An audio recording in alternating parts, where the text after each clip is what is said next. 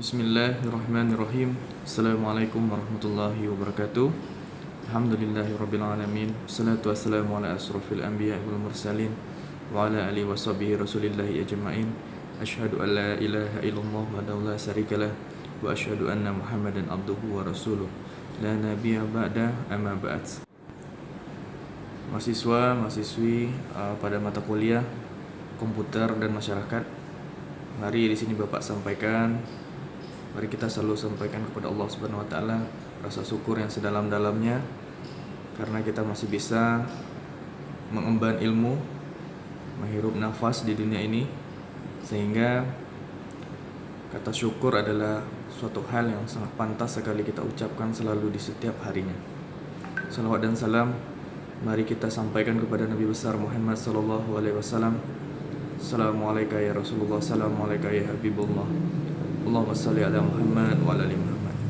Karena perjuangan dan pengorbanan Nabi Muhammad sallallahu alaihi wasallam dalam menegakkan agama Islam itu tidak dapat terukur, sehingga Al-Quran dan Sunnah merupakan suatu pedoman bagi seluruh umat manusia yang ada di dunia ini.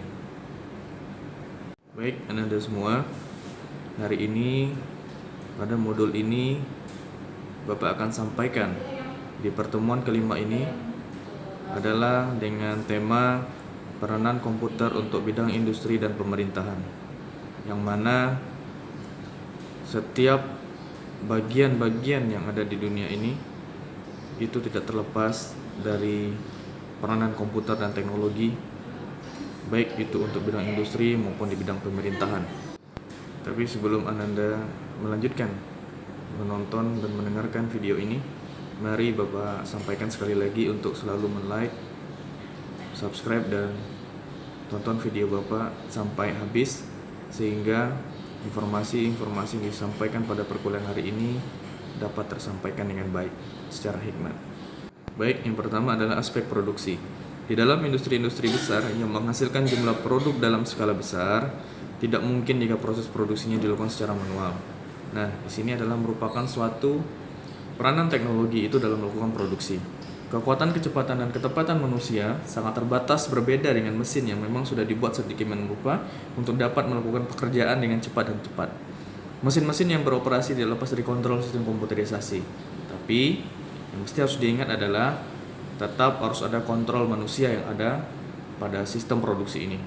Karena kita tahu bahwasanya sistem juga akan memiliki kesalahan, dan apabila kesalahan tersebut terbiarkan, maka keinginan-keinginan atau target-target produksi itu tidak akan pernah tercapai.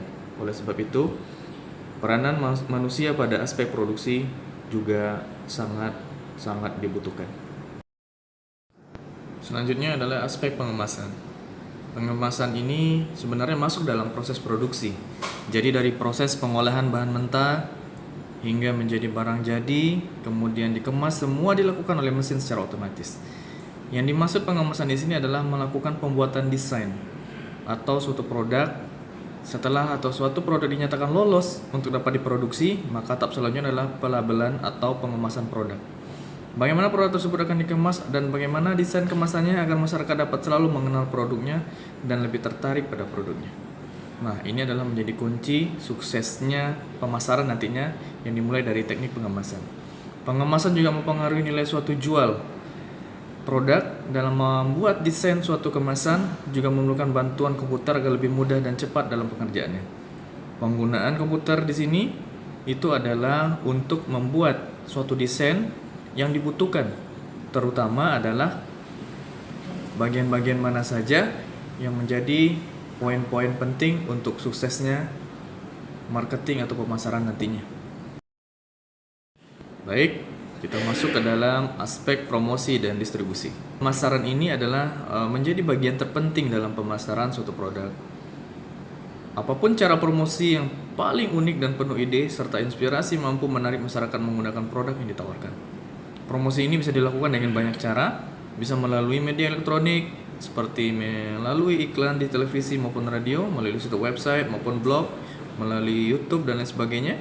Itu adalah salah satu cara atau teknik untuk melakukan promosi secara publik. Buatlah iklan semenarik mungkin agar masyarakat tertarik untuk membeli produk yang ditawarkan dan akhirnya menjadi pelanggan. Sistem periklanan, entah dalam bentuk apapun, pasti menggunakan komputer dalam pekerjaannya.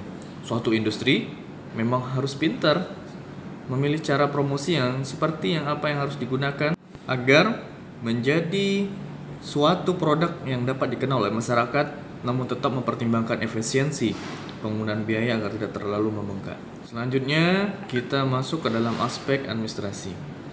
Administrasi ini penting karena harus dilakukan secara terdokumentasi.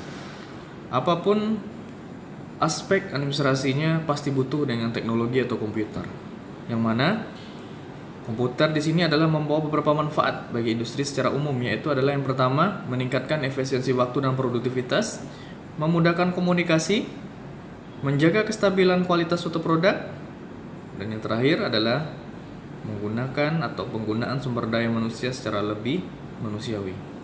Nah, itu adalah beberapa peranan-peranan teknologi komputer atau teknologi informasi atau komputer di dalam dunia industri. Nah, selanjutnya kita akan langsung menjelaskan dan melihat apa sih peranan komputer atau teknologi informasi di dalam dunia pemerintahan. Mari kita lihat. Ini adalah beberapa informasi apa yang kita sebut sebagai komputer dalam membantu pemerintahan yang bisa kita sebut dengan nama e-government. Pemerintah telah menetapkan program pembangunan pengembangan teknologi informasi dan komunikasi dengan istilah e-government. Penerapan e-government ini merupakan suatu amanat dari Presiden dalam Inpres nomor 3 tahun 2003 tentang penyelenggara tata kelola pemerintahan secara elektronis di Indonesia. Implementasi e-government ini dalam pelaksanaan tata kelola pemerintahan dan pelayanan publik tentunya membutuhkan pemanfaatan teknologi informasi dan komunikasi beserta sumber daya manusia yang handal dalam pengelolaannya. Pada intinya, e-government adalah penggunaan teknologi informasi yang dapat meningkatkan hubungan antara pemerintah dan pihak-pihak lain atau masyarakat. Yang pertama adalah pelayanan yang lebih baik kepada masyarakat. Yang kedua, peningkatan hubungan antara pemerintah, pelaku bisnis, dan masyarakat umum. Yang ketiga, pemberdayaan masyarakat melalui informasi yang mudah diperoleh. Dan yang keempat adalah pelaksanaan pemerintahan yang lebih efisien. Baik, anak-anak, alhamdulillah kita sudah bisa melihat dan mengetahui apa saja peranan komputer di dalam dunia industri dan di dunia pemerintahan atau kita sebut dengan e-government. Nah, alhamdulillah cukup sekian dulu video dari Bapak. Jangan lupa like, subscribe, dan tekan tombol loncengnya ya. Dan share video Bapak ini ke teman-teman Anda semuanya. Baik, terima kasih Anda. Assalamualaikum warahmatullahi wabarakatuh.